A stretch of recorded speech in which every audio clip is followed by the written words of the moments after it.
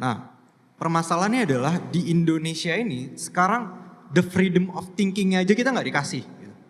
Mungkin bisa kita lihat bahwa ada beberapa segmentasi seperti beberapa orang yang berpikir sesuatu yang berbeda itu tidak diberikan kesempatan untuk menjelaskan apa itu pikirannya. Seperti misalkan banyak kaum fundamentalis yang dia itu dikatakan bahwa mereka itu wah Anda tidak nasionalis seperti itu. Padahal belum tentu kan. Nah, bagaimana ke depannya Indonesia bisa memberikan bahwa the freedom of thinking itu merupakan hak asasi manusia yang benar-benar dasar, bahkan itu seperti core-nya HAM kepada warga negaranya itu sendiri. Nah, jadi karena saya berpikir juga itu mungkin permasalahan sangat banyak nantinya, karena the freedom of thinking itu berdampak luas kepada bagaimana Indonesia ini bisa mengambil alih dunia gitu.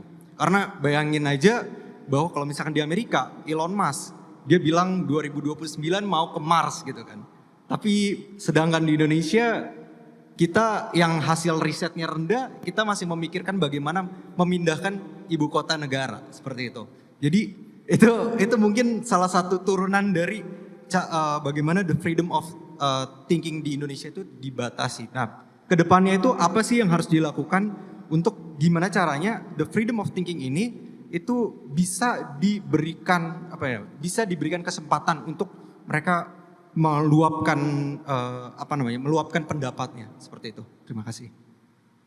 Wow. Kamu jangan pakai orang ketiga untuk bicara. Bagaimana supaya mereka bisa meluapkan pikirannya? Bagaimana supaya saya bisa memaksimalkan pikiran saya supaya meluap-luap? Kan begitu kan?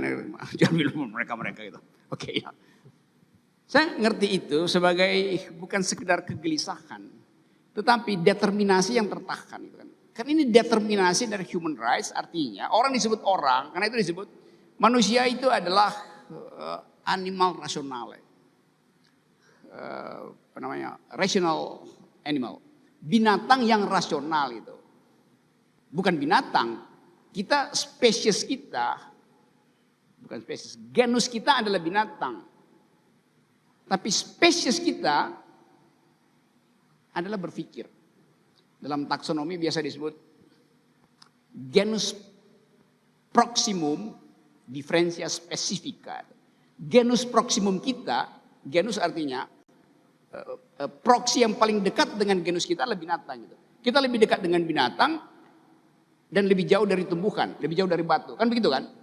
Genus proximum kita adalah binatang. Tetapi berbeda dengan binatang, diferensia spesifika kita adalah kita berpikir binatang tidak itu. Binatang tidak mengevaluasi kondisi eksistensialnya, kita mengevaluasi. Karena itu kita mempersoalkan. Binatang tidak mempersoalkan. Itu inti dari rational animal. Binatang yang berpikir. Jadi kita adalah binatang yang berpikir. Nah, karena itu tidak boleh ada pembatasan berpikir. Kalau kita batasi berpikir, kita balik pada genus primer kita, itu sebagai binatang aja. Manusia adalah binatang yang berbahasa, language using animal.